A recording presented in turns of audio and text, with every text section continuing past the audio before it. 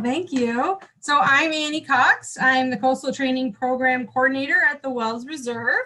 And we work to help bring science to folks making decisions about our natural resources. So that looks like workshops, trainings, community engagement like this project.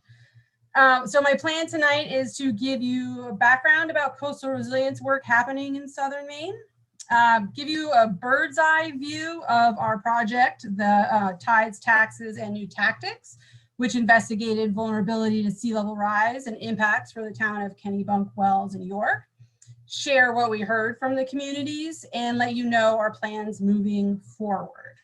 So a caveat.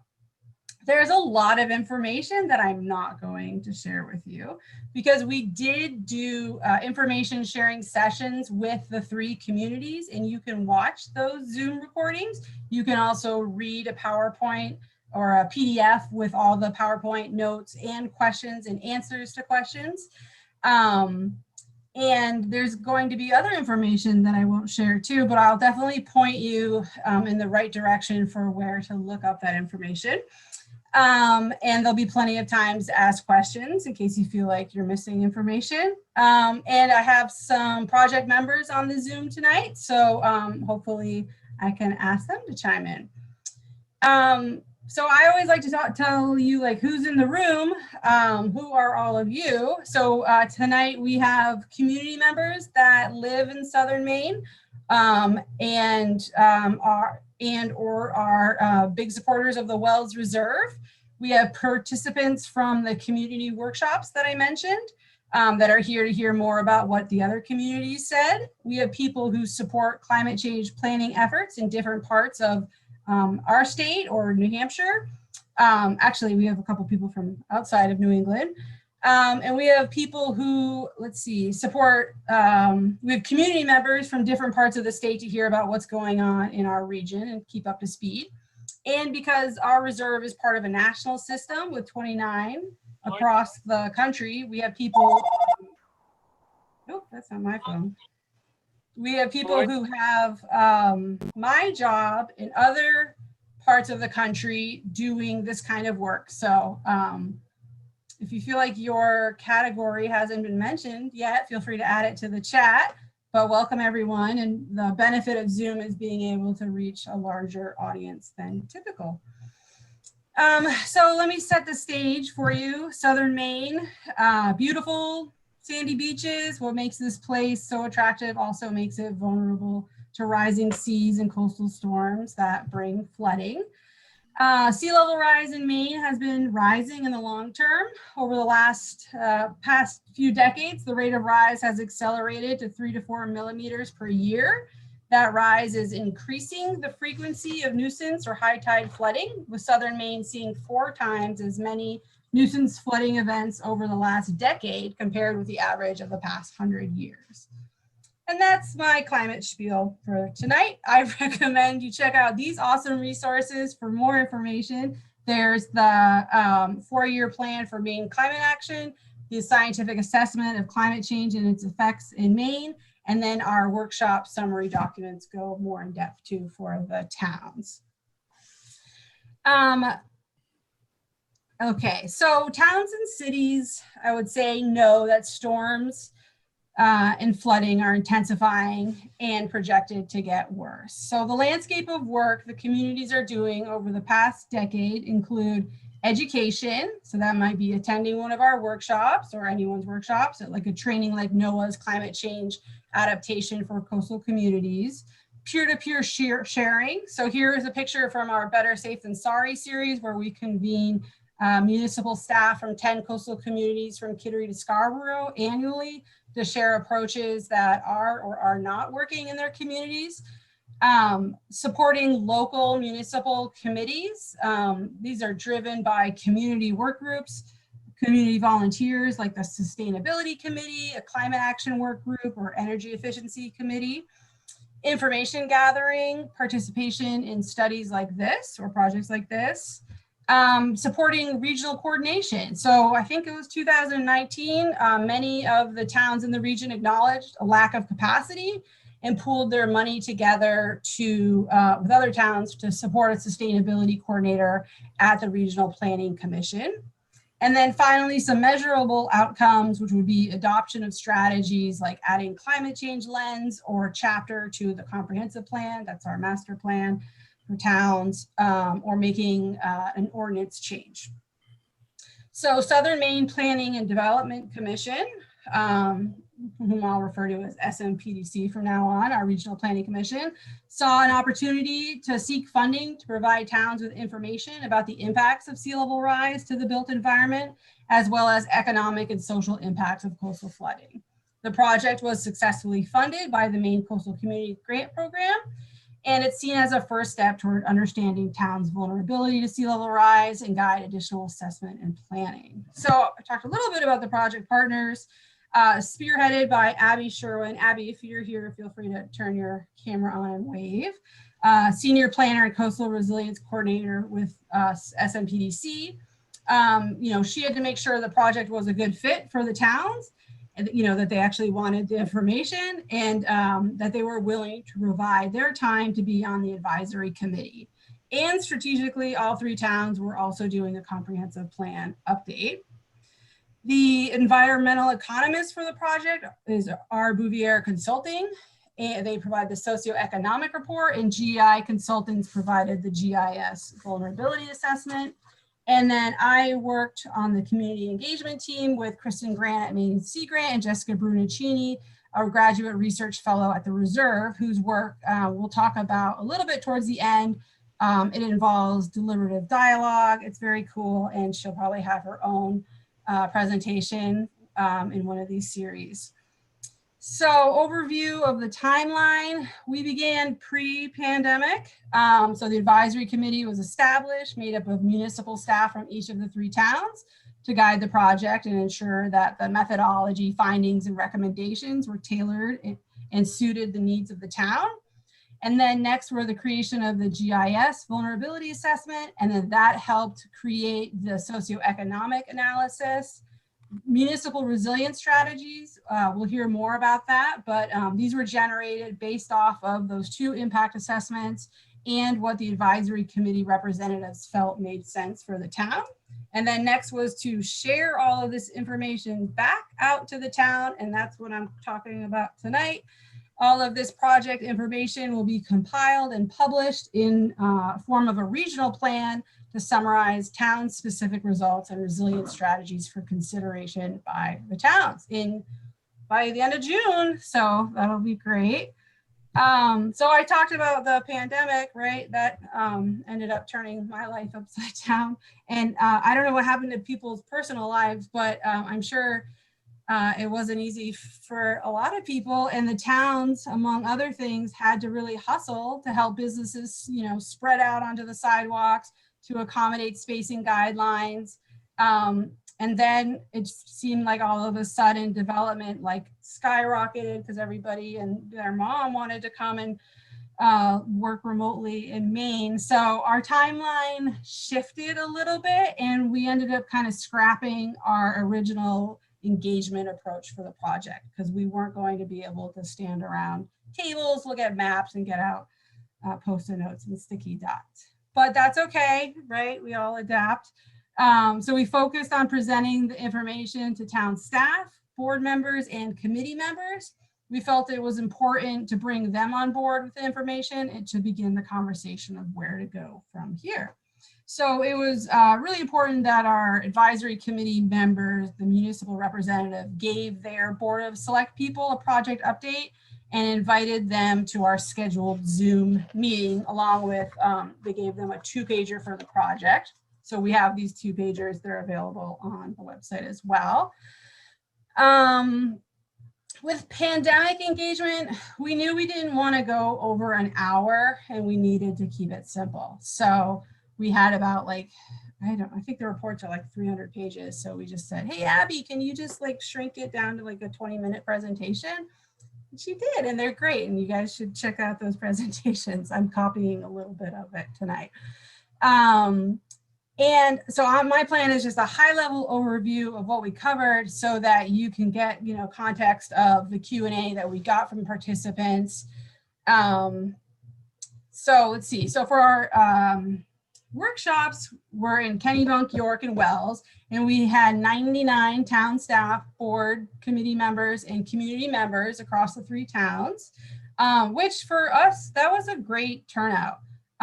It was important that the invitation came from the advisory committee municipal representatives.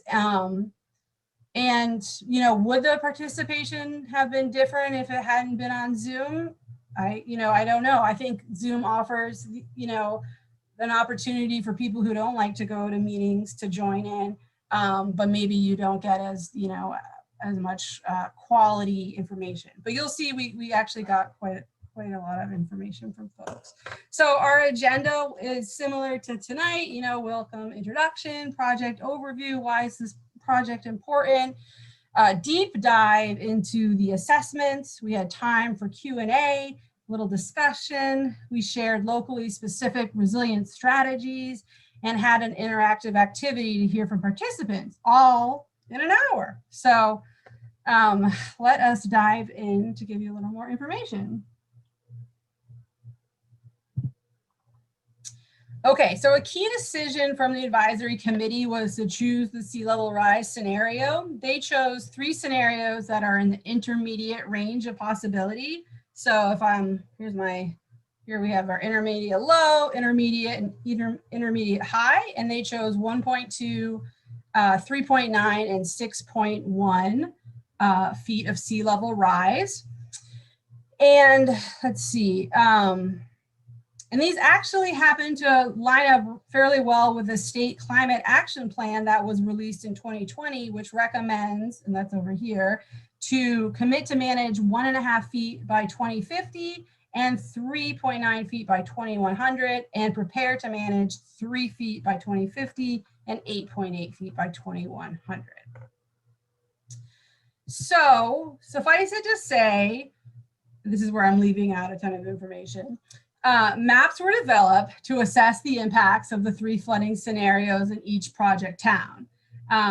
They were created layering parcel information location and assess property value census data with sea level rise and storm surge projections from Maine Geological Survey. So the data from Maine Geological Survey that we use for the parcels for the 1.6, 3.9, and 6.1 is available for free online. And this showed us how many parcels will be touched by water under each scenario. So impacted means being touched by water, and the assessment separated out land only versus land and building. So to give you the big picture, especially if you're not familiar with Southern Maine, we've got Kennebunk to the north. It's a smaller geographically size and it has a smaller coastal area. We have Wells, coastline. So if you kind of like squint your eyes, you can see there's like some blue color, and that's actually all of the inundation areas that you can zoom into. Wells' coastline is impacted, and it also has a barrier beach system. So inland marsh is also impacted. And then we skip over Algonquin and go to York, and their coastline is impacted, as well as deep into the York River. So, and then here we have, let's see. Oh, so here you can see the impacts of increasing the scenario has on inundation. So I'm starting at 1.6, going to 3.9, and then 6.1 feet.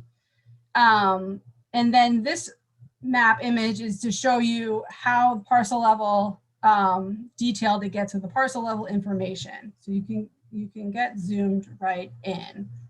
So with this data, you can start counting things up, like the number of impacted parcels. So this graph's showing us the difference between land being impacted and land with buildings. So we've got the 1.6, 3.9, and 6.1 scenarios, and same here. And we've got York as the green, Kennebunk as the blue, and Wells as the red.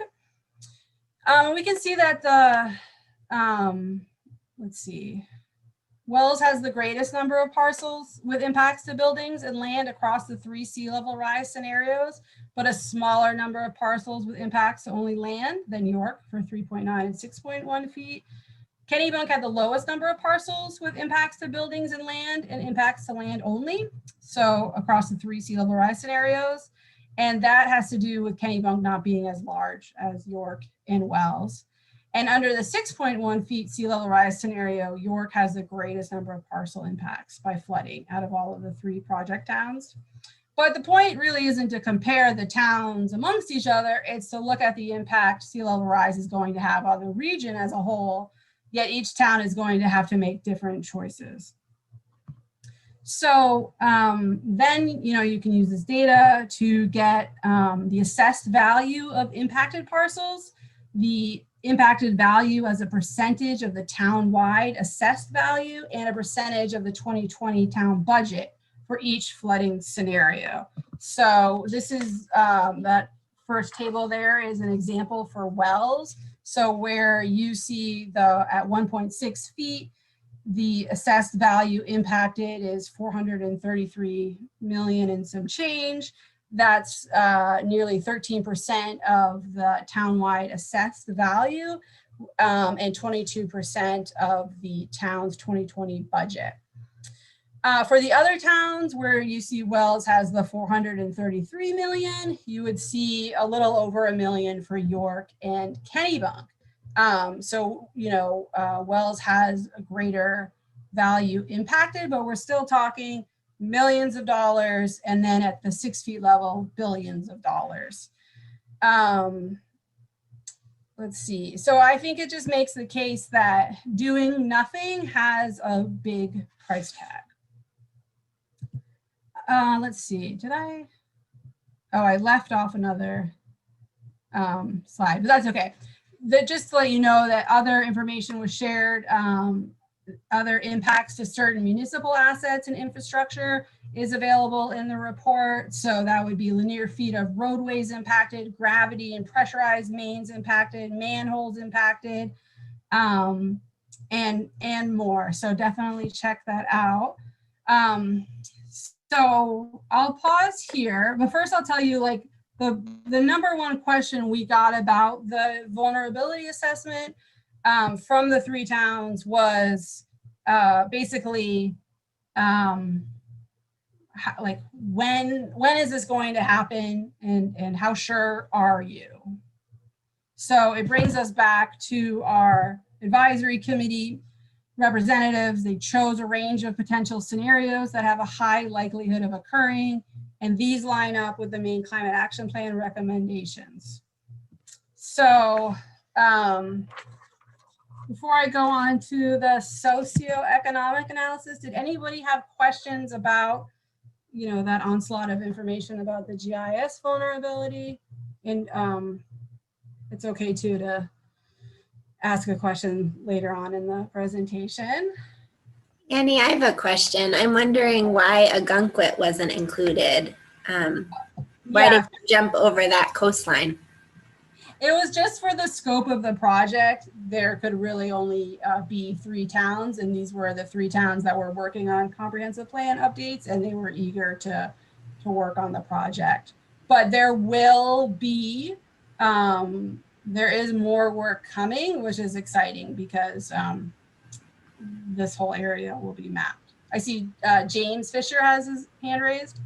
Yeah, I may have missed something. I apologize. I carried out a very similar kind of analysis for Stonington a few years ago, and well, more than a few. And I did look at water getting onto property. Obviously, hitting the land isn't really an impact on value. Then I got to the footprints of the buildings. I said, well, water touches the building, but that still doesn't really tell me how much damage was done. How did you do that?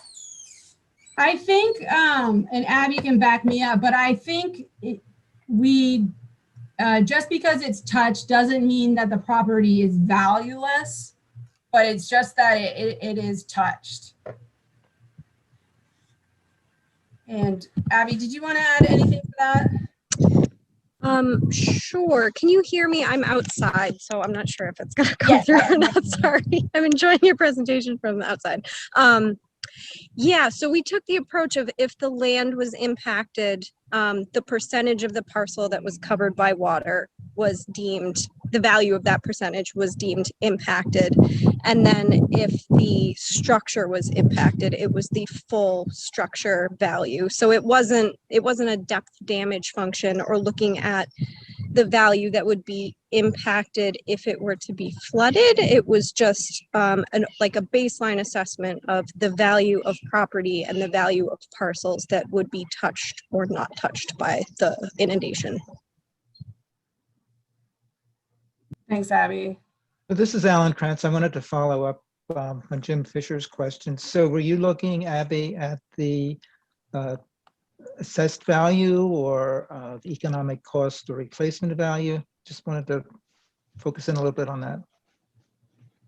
I think the question was looking at the assessed value, and I believe that's what it was. Thank you. And I see Sharon has a question. Yes, I apologize. I stood up just as you were beginning, and you may have stated this already, but will this hard copy of this report be available?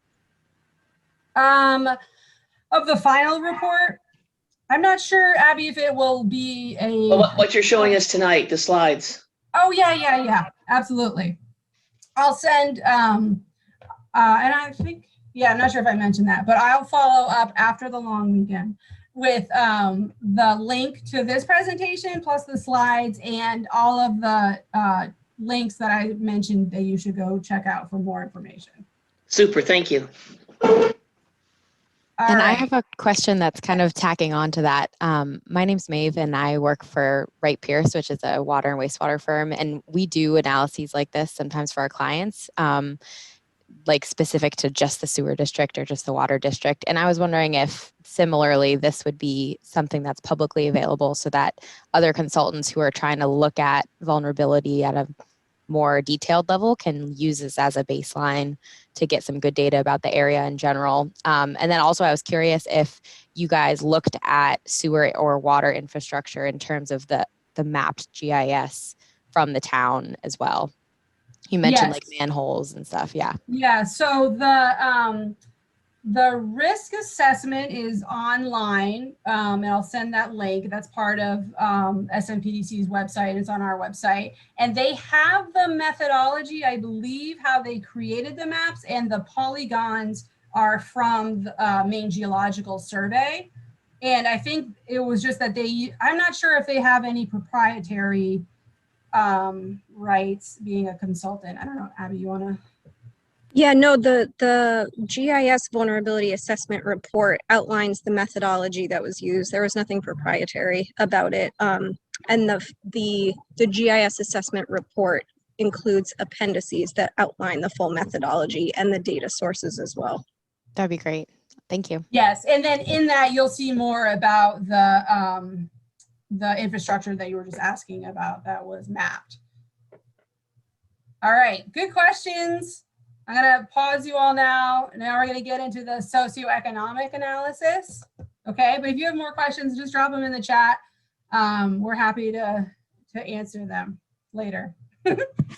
Okay, so let's see. So in addition to the GIS-based vulnerability assessment, our Bouvier Consulting looked at the social and economic impacts of coastal flooding. They use socioeconomic data from the state and federal sources, as well as results of the GIS assessment to evaluate broader economic impacts of sea level rise and storm surge to towns and the region. So the analysis generated economic profiles of each town. This is a separate report that's available on our websites. The information about populations and demographics impacted by flooding, number and type of impacted businesses, employee numbers and annual wages at risk, impacts to economic activity and municipal fiscal impacts. So there was a lot, and these results are summarized in the economic report. And I will note at this scale, the secondary impacts were not included, such as decreased tourism activity, or say like a fisherman who relies on piers and docks being high and dry to offload and sell their catch. So, and the biggest takeaways, because remember I'm skipping over a lot of information, is that The industries at greatest direct risk from flooding, like their business is going to be touched by water, are food service and accommodation. And a large number of properties to be impacted are seasonal rental properties. So we did not get too many questions for Rachel, but we did ask her, how can communities use the results of the economic analysis and information about impacted businesses and economic activity to better understand secondary impacts to the local economy? For example, businesses that are not going to be touched by water but rely on tourism or the beach. And her answer was, it's important to look at town's economy and look at the intersection between businesses. Businesses don't exist in a vacuum. They are all interconnected. Look at it as an ecosystem. Look at which businesses connect or depend upon each other, and look at what do we do if disaster strikes. So think about resiliency plans, or think about diversifying the economy away from tourism, which might be a bit of an issue, but that is something that a lot of coastal communities are thinking about now. There aren't any easy answers. Hopefully, use this information as a stepping stone. So then we opened it up for discussion and Q&A. And aside from the questions that I just shared about the vulnerability assessment and the socioeconomic assessment, we got, oh, let me back it up. Before we opened it up for the Q&A, I had to pitch the Municipal Advisory Committee members questions to get people talking and thinking. So I asked the reps from Kennebunk, York, and Wells their thoughts on using this information for future programming in their towns, right? Because they had had more time with the plan and the information. So from Kennebunk, we heard, and so I'm going to share like little snippets, what everybody said. And then if anybody likes to like look at themes and try to see the themes through it, you're welcome to chat in about that. So from Kennebunk, we hear, every day getting warnings about sea level rise. Challenge is our town's planning efforts look 10 to 20 years in the future. The reality is with sea level rise, it won't be feasible to get to structures. Have a bathtub effect with a wall along the sidewalk and the walls along the properties. That's where the water levels are going to be in the future, a challenge for planning. It's how we're going to manage it going into the future. It's difficult compared to what we typically do. Make some difficult decisions for the future. Hard to get participation about challenges when seasonal residents are only there when it's sunny. Pay attention to it for every decision we make. And then from York, we heard a lot of information to take in. Stepping stone for further evaluation. Comes at an opportune time, creating a climate action plan, as well as updating our comprehensive plan. Incorporate it into these large planning documents. Open the conversation about land use and future of growth areas of our town. Do we want to start pushing growth areas and density into some of these vulnerable areas? What kind of adaptation strategies should we implement as part of the design of these structures? And some of these uses that may be permitted in some of these areas. Greater review moving forward. And from Wells, we hear, fits perfectly with the town's upcoming comprehensive planning update. We'll be working this information right into it. We have been thoughtful and aggressive in our conservation of land, making sure we have space for water to go. Comprehensive plan process and growth pattern discussions in general, certainly using this data. If the town does decide it wishes to pursue the creation of a downtown center, make sure that the downtown center is well away from any water. And from a tax base preservation standpoint, we have the capacity to maintain a tax base in a year-round capacity. There is space here for the town of Wells to be thoughtful and prepare for the future. So, does anybody want to share any themes they heard in the chat or out loud? Give my vocal cords a break.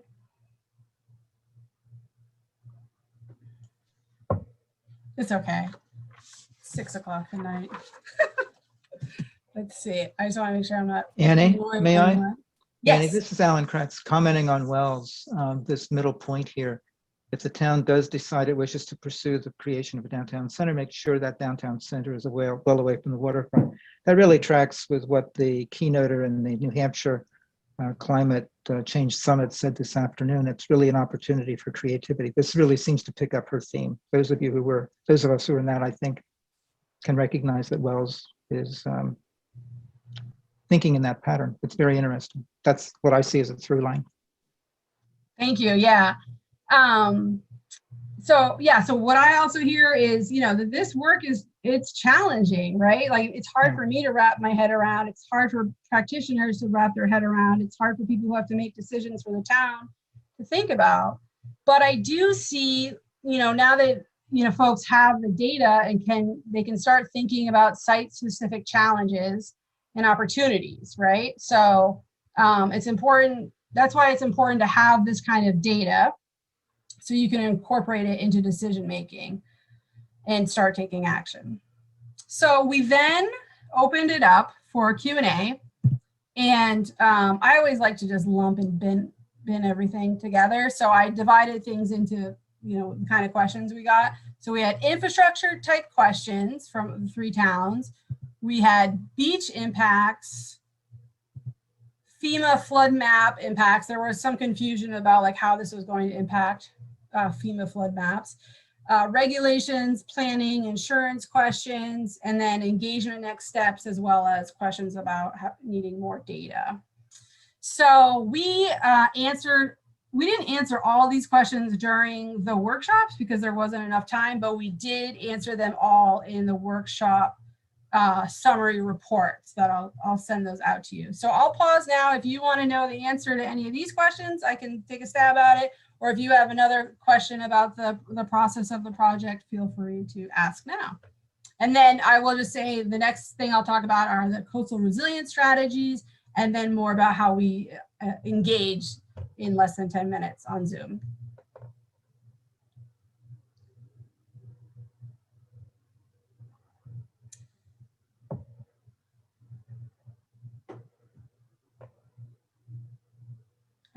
I'll not talk for 30 seconds too, so you can read the board.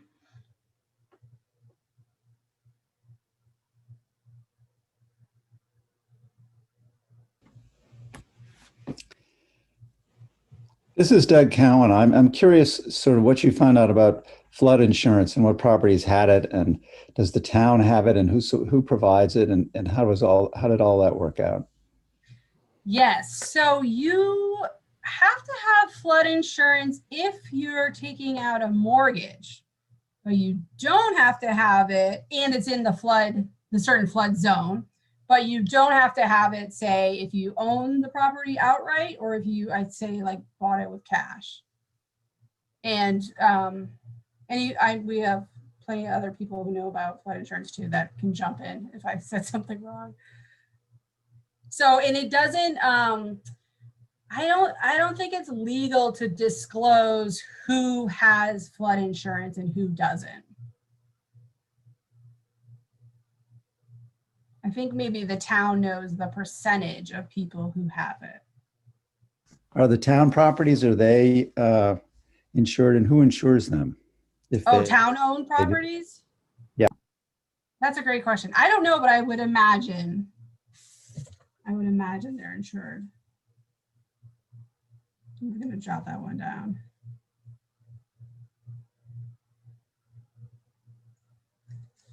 Thanks, Doug. Okay, so I'll move on from here to the coastal resilience strategies. So, this part of the workshop was the now what for the town, right? We kind of like hit them over the head with all of this information and wanted to give people know that there's options and that there's specific options for each town that makes sense for them. As well, we know that investing in adaptation and mitigation saves money in the long run. So, and you can tackle impacts incrementally through a variety of planning, policy, and regulatory tools. So some of the examples provided were this one here about relocating beach parking lot to restore dunes. So actually moving the parking lot inland, putting in a barrier system. In the middle is developing coastal resilience overlay zoning districts with development standards designed to decrease flood risk. And then designing public areas that can be flooded when needed to serve recreational purposes when dry. And it was important too to have examples that were, you know, local enough, Massachusetts. So for the project, we broke strategies out into 4 broad categories: policy, land use, mitigation projects, and funding. And based on conversations Abby had with the town staff, as well as results from the project assessment, so the GIS vulnerability report and the socioeconomic report, the strategies were developed. And so we shared these with the participants. So the categories are the same for all 3 towns, but the strategies are different. So this is the example from Wells. So one of the policy here is establish a municipal committee to address coastal issues. York already has a climate action work group, so that wasn't a recommendation. So that's sort of showing you how it was slightly tailored. And our goal was to get a pulse on the municipal perspective for these strategies to help identify, you know, what to recommend and where it made sense to put our energy and their energy to begin work. So pandemic engagement, there's a lot of platforms that are free or paid. And honestly, we just couldn't find like the perfect fit. We just wanted something super simple that you could throw a link into the chat, everybody could open up and play with, right? So I made this in Google Slides. I just dropped a bunch of green dots and red dots because we're going to do sticky dots. And I just wanted people to be able to like take a cursor, move it to the dot and move it over without having to like pre-sign up with a username and a password, because that was just not going to work out. So that's my like online engagement tool. So we asked folks to use the sticky dots to, they could have 2 green and they could have 1 red, and just to move them where they thought that the town should focus energy for these like big strategy ideas categories, and, you know, use a red if you think it's a bad fit. And I will say the participation here decreased. So it wasn't like all 40 participants from Kennebunk jumped on and did this. I think it was more like 8 or 10. And then, so it was like a little lower for each of the other towns. But what we did see was that policy and land use categories got green stickies all around. And then we saw some red in mitigation and funding. So funding, I mean, that makes sense, right? Like there's always somebody who doesn't want to pay for something. So, but the funding categories too were like either go out for outside funding or, you know, create your own internal funding, sort of rainy day fund. And then with mitigation, I'm not sure. It could be, you know, I always want to like get into the psychology behind why people choose things, but maybe I shouldn't. So I was thinking it could be that people just don't want to like build physical structures, or they don't think the town should pay for it, the federal government should pay for it. Anyways, who knows? Those are just some of my guesses. Then we opened it up for people to get specific about strategies. So here again are the strategies. These are the ones for Wells. So we said, take a look at those. Tell us, what do you think? What do you think is a good idea? Do you like one? Do you think one's a horrible idea, or is something missing? And then we let them, we went back into the Google slide, and they could type right into this Excel sheet or Google slide, you know, sheet. And it was fun to, you know, to see people working live, and the suggestions given really showed kind of a spectrum of readiness for the towns to do something. So I'll show you what we got for policy strategy recommendations. These are from the 3 different towns. And I'll summarize this so you don't have to read it, but you're welcome to read it too. So, well, we heard from Kennebunk in York that there should be standards or an ordinance about building in the soon to be impacted areas. The other suggestions were unique to the towns, right? So I couldn't really like lump and bin like I like to, because they all are unique to the town. Kennebunk had thoughts about moving out of the water's way, making a transition plan from encouraging development more inland, disclosing information for future property owners, working on transitioning away from infrastructure that won't work. York has ideas about incorporating considerations into their existing codes and plans. And then you could say Wells is at the beginning of the spectrum of readiness because they're suggesting like, okay, hold up, let's make a sustainability committee first and like think about it. And I like these two bottom ones for Kennebunk and York. They're a little philosophical. So Kennebunk says that at the bottom, should there be disclosures made about sea level rise when at-risk property is for sale? Mm-hmm. And then the other one for York is the water needs to go somewhere. What does the community majority think about where it should go? So I'll also note that the following suggestions, you know, that you'll see here and then the ones that followed were generated, I think, in less than 10 minutes. So this doesn't mean like this is like what's going to happen, what the town will decide to do, but it shows that I think one, you know, among the audience of municipal staff, board and committee members, there's no shortage of great ideas and people are willing to engage and have, you know, have great thoughts. So you don't have to go far from your town for good ideas. Alan, I see you have a question. Oh, you're muted. How many times have I heard that you're muted? I should learn by now. Yeah. I'm going to have to leave shortly, along with some other people, to do the Comprehensive Plan Committee meeting in Brooksville. But I wanted to focus on York here in the middle comment. You know, now that we have the American Rescue Plan Act of 2021, there could be an opportunity for setting up a revolving loan fund as long as it's connected with water or sewer projects. There's some real opportunities there. So I just wanted to flag that. I know all of us in all of our communities are looking for funding, and the American Rescue Plan, the coronavirus, local and state and local fiscal recovery funds are a nice opportunity to explore. Thank you, Alan. And I'll put a link in the chat. I've been following that, and I do a newsletter, and I'm updating that all the time. So I'll just put that in the chat, and people can look at that.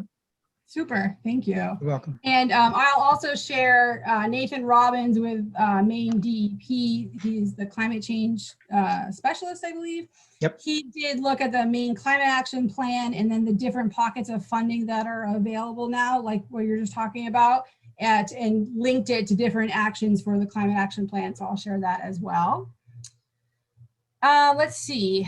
So I won't, I kind of want to like share all the ideas with you all, but then I realized that would probably give everybody a headache. But so just to summarize then, for land use, the strategies involve making more space for water, and York seemed to be quite ready and specific about strategies. They were thinking about, you know, you need to think about the transition of well impacts for homes that are going from that were just like beach rentals to full-time homes, sidewalk design, and supporting a coastal resiliency overlay. For mitigation strategies, Kennebunk and Wells had specific strategies as well, and York was more about thinking about exploring their options. And for funding, there were some great ideas generated, but we also saw funding ideas incorporated in the different strategies as well. But then I wanted to share with you our community engagement. Let's see if I can skip that. So, so then we asked everybody like, okay, so share with us, you know, in 2 minutes, what are your ideas about who should be engaged and how? And so I went ahead and compiled those because there was a lot of overlap with the 3 towns. But the audience that was picked out were business owners, residents in impacted areas, neighborhoods in impacted areas, second property owners, builders and developers, youth and school-age kids, and then like all the residents in the town. And the ideas came for visual aids. So like this picture of the high water mark in South Portland was an idea, doing video animations, having an interactive map on the town website, creating a model that tells a visual story, We heard written material or direct mailings should be made. You could do a questionnaire to gauge people's readiness to do action or what their understanding of sea level rise is. Put information in the annual voter guide, include the project 2-pager in the tax bill, direct mail folks that are in the impacted areas, have a monthly newspaper column, and then have a financial disclosure, so an annual assessment of likely risk over time due to sea level rise. And then other ideas were to have workshops, so workshops based on community neighborhoods, do it directly with stores, inns, and restaurant owners, do a where to put the new town center charrette for wells, and engage with builders and developers on strategies for buildings to tolerate higher water levels. So again, like amazing ideas. We asked, this is like at the tail end of a Zoom, you know, like at this time of night. I'm just really impressed to think like if you really engaged at a, if you had more time, like what more ideas you would get. You know, for me, my mental engagement is not hot at this time of night. I'm better at like 4 in the morning. So, but I'm not gonna do a Zoom then. Yeah, so I think I'll pause here for questions before I talk about next steps for the projects in the region. And we have some stuff in the chat too. Oh, okay, let's see. Ellie asked, could you explain the financial disclosure idea a bit more? Oh, I think, you know, because people just kind of typed in like that. I think they kind of wanted an idea like for the town to say, hey, this is how much things are going to cost if we do nothing or if we do something. So just kind of like keeping people up to date, I believe. And are there any other questions? Annie, I've got one. I know our Chamber of Commerce did a workshop probably 3 years ago now, maybe even 4. And I don't know who led it for them, but I can get that information. And it was to try to inform the businesses in Lower Village, Kennebunk, and in Kennebunk Port about sea level rise and taking precautions, et cetera, et cetera. And businesses seemed to participate, but then nothing has happened. And yeah, my project. Okay. And yeah, that is. So we're still struggling with how to motivate these people, right? Yeah, I mean, so businesses are like on a total different mindset because they are really concerned about opening their door, you know, selling stuff and like getting to bed at a regular hour. Like they don't have, I just felt like they were a really hard audience to engage with because they're just so busy when they're working. And they're also, there's a lot of like trepidation about talking about this stuff because they don't want to feel like they're, I shouldn't put like words in their mouth, but I felt like there was just sort of a shyness about admitting if you are vulnerable to, you don't want like other businesses to know if you're vulnerable or not. But that is like an audience that can continue to be engaged, and it just has to be, you really have to go to them. Yeah. And even if you go to them, they might not really want to talk to you. So I can share more about that project too in my link of links. I did want to just share with you next steps for the region. Let's see, you're kind of petered out on making PowerPoint. So, oh, I did. Okay. So, okay. So our plan is to work with towns to incorporate the findings into planning documents. So we heard from Wells in York that they're going to incorporate it into the comprehensive plans. And Kennebunk is finalizing their comp plan, and they're, I think they have a sea level rise chapter, but I don't think the project data will be incorporated. But the town is excited about the final report's findings and recommendations and wants to engage more with the community. For York and Wells, their upcoming comprehensive plans have a large community engagement approach, and SMPDC is a part of that planning team. So the project data and plan recommendations will be incorporated. And then for Kennebunk, we are talking with a subset of their efficiency group, Sharon, and about ways to move forward. So that's just because the project's ending doesn't mean we'll have to, we go away. And then we use the comments and questions we found in the presentations to keep moving forward. So SMPDC is doing a saltwater intrusion workshop, and that's in June, and I can incorporate that link. We're giving a living shorelines workshop in June. I'll provide you with that link. So it all helps keep the work moving forward. As well, SMPDC received funding to develop GIS vulnerability and the socioeconomic data for the rest of their coastal service region. So that's Kittery to Old Orchard Beach. And then our Bouvier Consulting will be addressing more of the regional economic impacts with that. And I believe taking into account secondary impacts like the impacts to tourism or loss of beach. And the larger regional resilience planning effort is kicking off soon. It was funded by NIFWIF to develop a working group that can review this information along with assessing habitat impacts to identify and prioritizing resilience strategies and projects and developing a plan for the region. Meanwhile, Jessica Brunicini, our graduate research fellow, will be working on 2 local engagement projects. One just started with residents in Drake's Island. So if you live on Drake's Island in Wells, Maine, and you would like to be part of Project Photo Voice, let me know. This is to capture your values about place and to share that.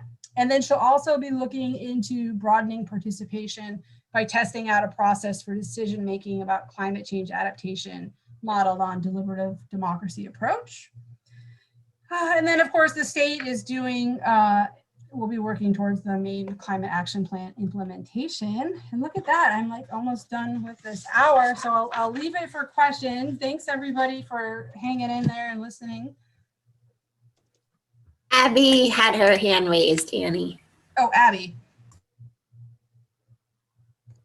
Yeah, sorry, Annie. I was just going to clarify that the GIS-based vulnerability assessment and socioeconomic analysis is going to be expanded to 6 towns within SMPDC's region, not our entire coastal region. Okay. Why not? No, just kidding. And I see something in the chat. Oh, cool. Abby added to that for Ellie. Great.